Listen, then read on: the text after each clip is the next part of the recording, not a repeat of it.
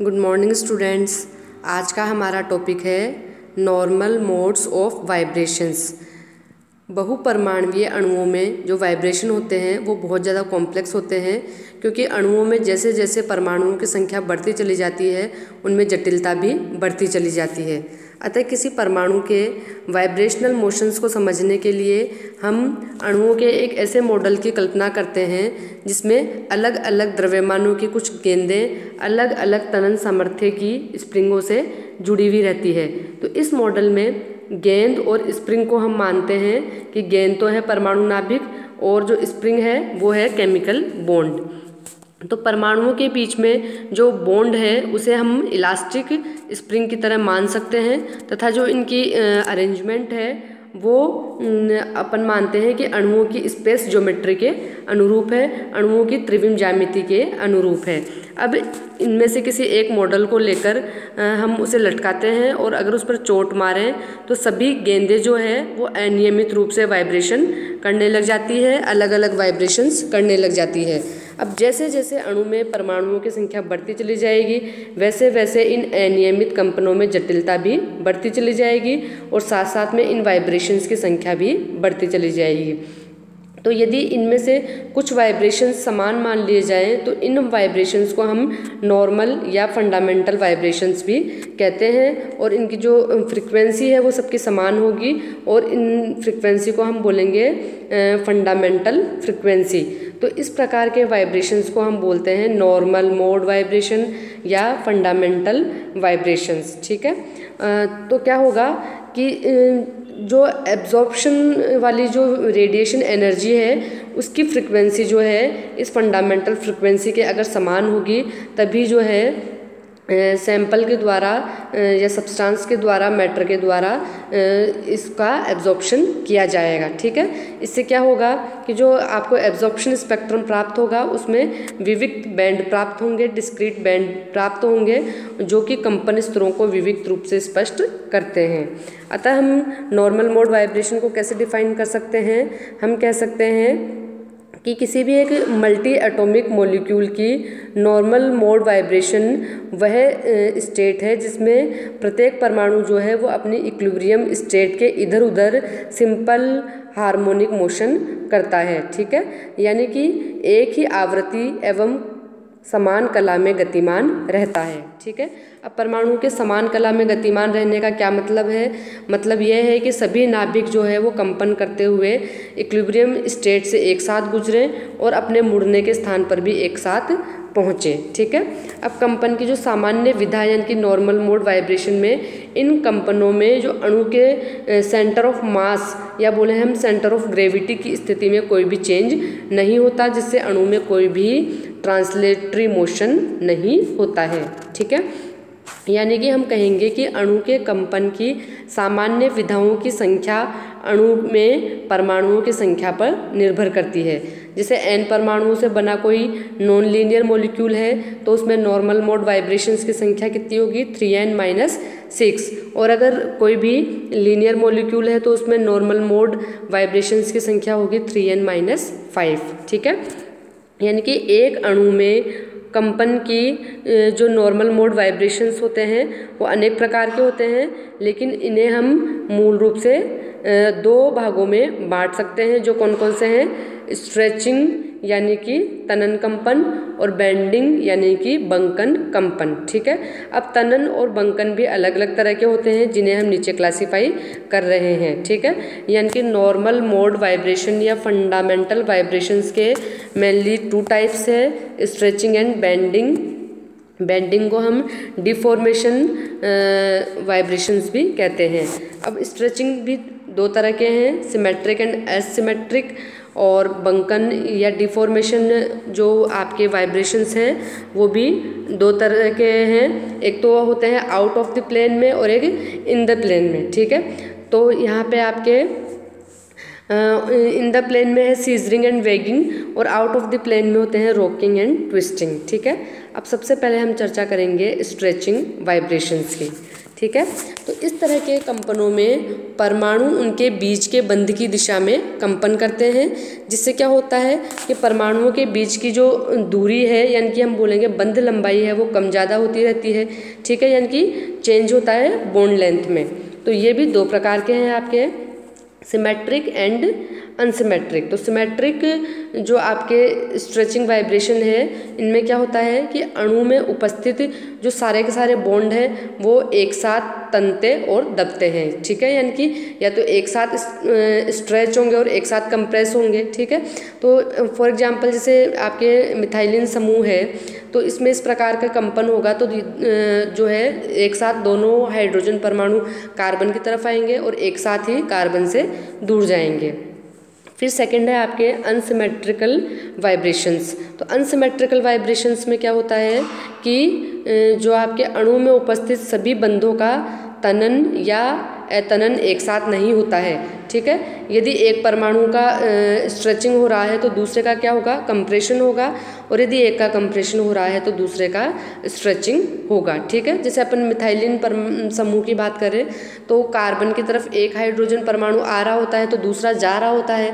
ठीक है, ऐसे यानी कि हम बोलेंगे कि जो स्ट्रेचिंग वाइब्रेशंस होते हैं उसमें आपके बॉन्ड लेंथ में चेंज होता है, बॉन्ड एंगल एज यूजुअल बना हुआ रहता है। अब नेक्स्ट है आपके बेंडिंग या डिफॉर्मेशन वाइब्रेशंस। तो जब भी किसी अणु में 3 परमाणु होते हैं तो तनन के अलावा उसमें बंकन या विरूपण, यानी कि हम बोलेंगे बेंडिंग या डिफॉर्मेशन वाइब्रेशंस भी होते हैं। तो इन वाइब्रेशंस में परमाणु या पूरा समूह जो है वो बॉन्ड एक्सिस के परपेंडिकुलर वाइब्रेशन करते हैं, और इस प्रकार के वाइब्रेशंस को हम बोलते हैं बेंडिंग या डिफॉर्मेशन वाइब्रेशंस कहते हैं। ठीक है, तो हम बोलेंगे कि बेंडिंग या डिफॉर्मेशन जो वाइब्रेशंस है उनमें परमाणुओं के बंध अक्ष के बीच कोणों में परिवर्तन होता है, यानी कि हम बोलेंगे कि बॉन्ड एंगल यहाँ पर चेंज होता है। ठीक है, तो देखो अब ये जो है आपके बेंडिंग या डिफॉर्मेशन वाइब्रेशंस भी 2 टाइप के हैं, एक तो इन द प्लेन और एक आउट ऑफ द प्लेन। तो इन द प्लेन में सबसे पहला आता है आपके रॉकिंग वाइब्रेशन। ठीक है, तो इसमें क्या होता है कि कंपन करने वाले जो आपके समूह है वो अणु के तल में ही आगे पीछे झूलते हैं, यानी कि हम बोलेंगे कि इन कंपनों में तो जो आपके बॉन्ड एंगल है उसमें कोई भी चेंज नहीं होता है। क्यों चेंज नहीं हो रहा है? क्योंकि जो कंपन करने वाले समूह है वो अणु के तल में ही आगे पीछे घूमते हैं। तल में कोई चेंज नहीं हो रहा, प्लेन में चेंज नहीं हो रहा, तो बॉन्ड एंगल भी चेंज नहीं होगा। बॉन्ड एंगल कब चेंज होता है? जब आपके प्लेन बदलता है। ओके, फिर नेक्स्ट है आपके सीजरिंग। तो इन कंपनों में क्या होते हैं कि जो परमाणु होते हैं, जिस प्रकार से कैंची के 2 ब्लेड्स गति करते हैं, यानी कि एक ही प्लेन में वो क्या करते हैं कि या तो दोनों समूह एक साथ एक दूसरे की ओर आएंगे और एक साथ ही एक दूसरे से दूर जाएंगे, यानी कि जस्ट लाइक कैंची के ब्लेड्स जैसे मोशन करती है उसी प्रकार से कंपन करने वाले जो समूह है वो मोशन यहाँ पर करते हैं। ठीक है, यानी कि इन कंपनों में एक केंद्रीय परमाणु से जुड़े हुए दोनों परमाणु एक दूसरे की ओर एक साथ पास आते हैं और एक दूसरे से दूर भी एक साथ ही जाते हैं। यानी कि यहाँ पे भी प्लेन आपके जो है एक ही प्लेन में है, तो इसमें क्या हो रहा है कि केंद्रीय परमाणु से जुड़े हुए जो 2 परमाणु है जो या 2 समूह है जो एक दूसरे की ओर एक साथ पास में आते हैं और एक साथ दूर जाते हैं। तो इस प्रकार के मोशन में इसमें क्या हो रहा है कि बॉन्ड एंगल यहाँ पर चेंज हो रहा है। ठीक है, परंतु जो कंपन है वो अणु के तल में ही होते हैं। यानी कि यहाँ पर रॉकिंग जो आपके वाइब्रेशंस है वहाँ पर ना तो बॉन्ड एंगल चेंज होता है और ना ही वहाँ बॉन्ड लेंथ चेंज होती है। ठीक है, क्योंकि वहाँ पर कंपन करने वाले जो समूह है वो अणु के तल में आगे पीछे झूलते हैं एक साथ, या तो एक साथ आगे की साइड आएंगे, एक साथ पीछे की साइड जाएंगे। जबकि सीजरिंग में क्या है, जो है जो यहाँ पे वाइब्रेशंस है वो कैंची के ब्लेड्स के जैसे है, इसलिए यहाँ पर आपके बॉन्ड एंगल चेंज हो रहा है लेकिन बॉन्ड लेंथ में कोई चेंज नहीं हो रहा है।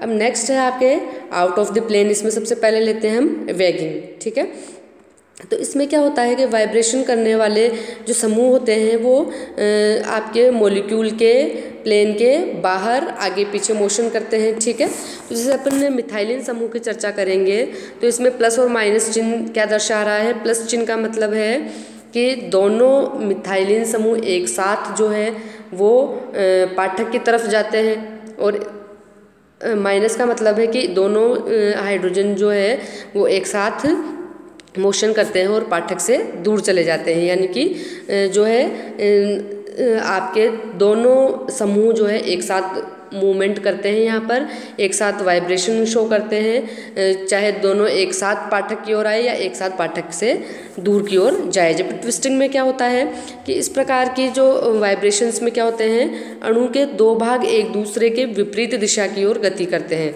फॉर एग्जाम्पल मिथाइलिन समूह में क्या होता है कि एक हाइड्रोजन परमाणु तो पाठक की ओर आ रहा है तो दूसरा वाला पाठक से दूर जा रहा है। ऐसे ही अगर एक पाठक से दूर जा रहा है तो दूसरा हाइड्रोजन परमाणु पाठक की ओर वाइब्रेशन करेगा, ठीक है। अब नेक्स्ट है आपके ब्रीदिंग वाइब्रेशंस।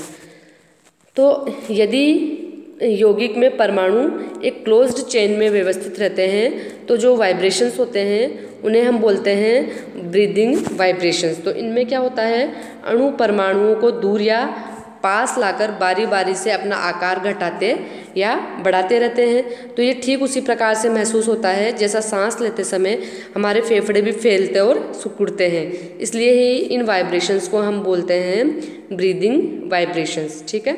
तो जिस प्रकार से एक स्प्रिंग को स्ट्रेच करने की तुलना में उसे मोड़ना ज़्यादा आसान है, उसमें कम ऊर्जा की आवश्यकता होती है, उसी प्रकार किसी भी बंध को स्ट्रेच करने की तुलना में उसे बेंड करना जो है ज़्यादा आसान है। या हम कह सकते हैं कि बेंड करने की तुलना में स्ट्रेच करना किसी भी बॉन्ड को ज़्यादा मुश्किल है। अर्थात तनन और बंकन कंपनों में से जो बेंडिंग या डिफॉर्मेशन वाइब्रेशंस है उसके लिए कम एनर्जी की आवश्यकता होती है, ठीक है। तो हम बोलेंगे कि जो आपके बेंडिंग या जो डिफॉर्मेशन वाइब्रेशंस है उनके लिए कम एनर्जी की आवश्यकता होगी, यानी कि ये अधिक तरंगदैर्ध्य वाले वाइब्रेशंस है, ठीक है। इसी प्रकार से जो स्ट्रेचिंग वाइब्रेशंस के लिए अधिक एनर्जी की आवश्यकता होगी, या हम बोलेंगे कि कम वेवलेंथ वाले प्रकाश की आवश्यकता होगी।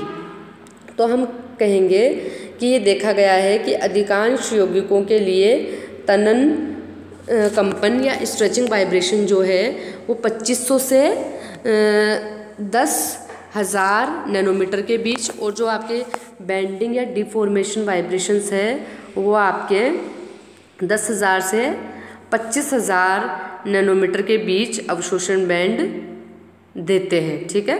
तो कार्बनिक यौगिकों के क्रियात्मक समूह के लिए जो महत्वपूर्ण स्ट्रेचिंग बैंड है वो आपके 2500 से 7,000 नैनोमीटर के बीच में आपके प्राप्त होते हैं, और इनको सरलता से पहचाना भी जा सकता है। ओके।